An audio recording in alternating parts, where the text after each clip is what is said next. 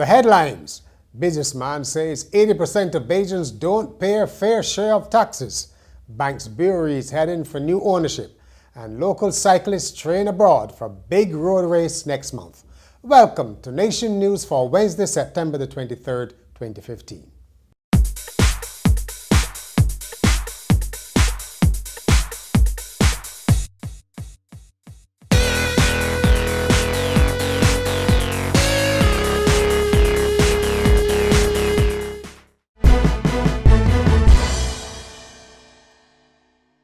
A Bridgetown businessman says up to 80% of Barbadians do not pay direct taxes, such as income tax, and it's time for a frank discussion on what services government can continue to provide for free.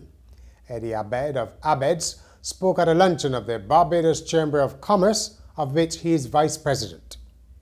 Let us at least recognize that 80% of the employed in this country do not pay direct taxes, yet enjoy full access to all social services.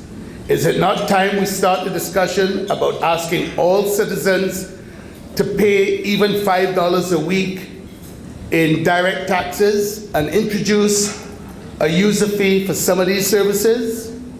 Mr. Abed said, while we may love Barbados and it is a desirable place to live, it is lagging in efficiency and competitiveness. With more than $6 billion sitting idle in commercial banks, Foreign Minister Maxine McLean said it's time for Barbadians to invest in their future in innovation and startup businesses. Senator McLean was delivering the 11th Samuel Jackman Prescott Memorial Lecture on Tuesday night.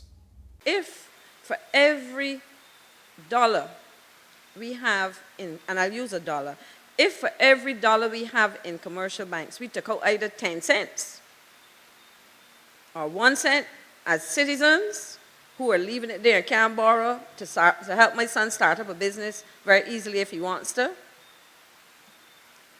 we would then be in a position to control a pool of funds not seen in any one place in this country to put to investment purposes, to do a lot of what we're saying. Because we can have government policies, we can have educational institutions operating on the cutting edge of technology, of pedagogy, but if we do not have the financial wherewithal, then we are going nowhere. BWU General Secretary Tony Moore says she hopes the Employment Rights Tribunal will finally settle the case of the severed NCC workers, even those who opted to take their severance packages rather than pursue a legal fight. Almost 200 workers were sent home in April last year, but only 80 decided to take their case to the tribunal, which has announced that it will hear the matter next week. Some of them are said to want their jobs back on the grounds that government failed to follow its lasting first-out retrenchment policy.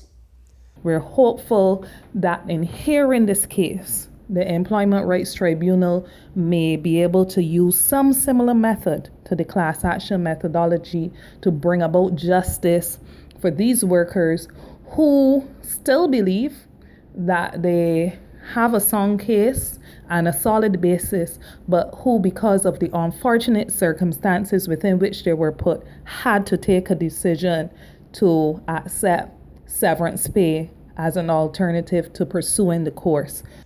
Ms. Moore said the workers had experienced a lot of hardship since being severed, and although the case was being heard, justice delayed was justice denied.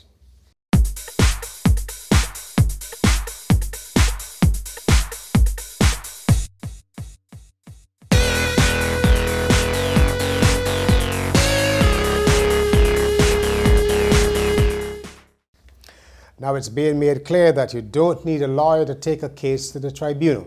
Minister of Labour Senator Esther Bayer said the Employment Rights Act, which established the panel, was specifically worded so that anyone can have a case heard.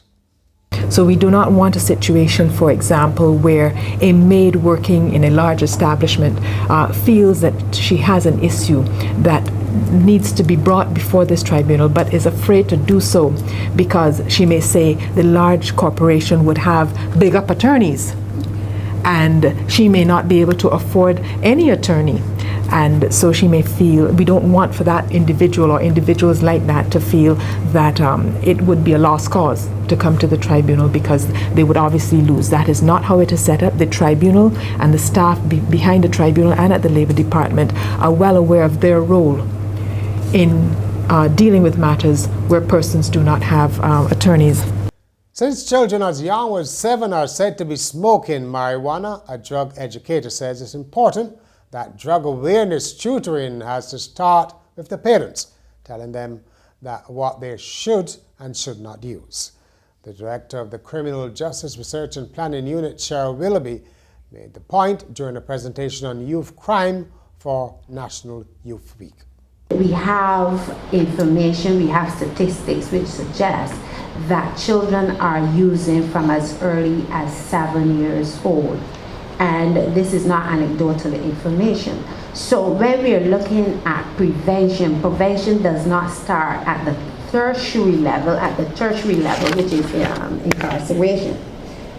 Prevention should start at the primary level, which should start at the polyclinics. Ms. Willoughby urged organizers to send the so-called at-risk children to seminars like the one she was speaking at. The ones, she said, who were giving trouble at school were before the courts or were suspended, not the head boys and prefects who were doing well. Banks Holdings, which includes the brewery, Pine Hill Dairy and the Coke and soft drink bottlers, seems poised for new ownership. Ambev of Brazil, one of Latin America's largest breweries, are seeking to become the ultimate owners through their subsidiary in Santo Domingo. The company has made a mandatory offer for a full takeover after doubling its share ownership to 40%, apparently with shares from Massey Holdings. In more business news, Digicel could raise up to $4.5 billion when it floats on the New York Stock Exchange. The money will help pay off as much as $2.6 billion in debt. In its filing in New York, Digicel said it was number one in the Barbados mobile market with a 57% share.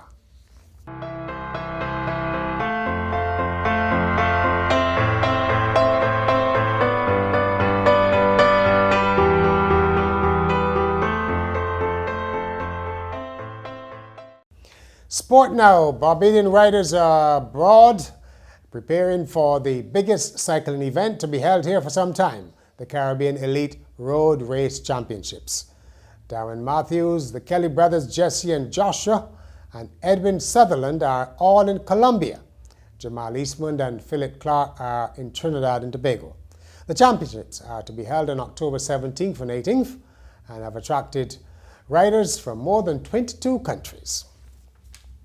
And finally, a survey in England has found that more than a quarter of men would like to wear heels to work to make them feel more confident.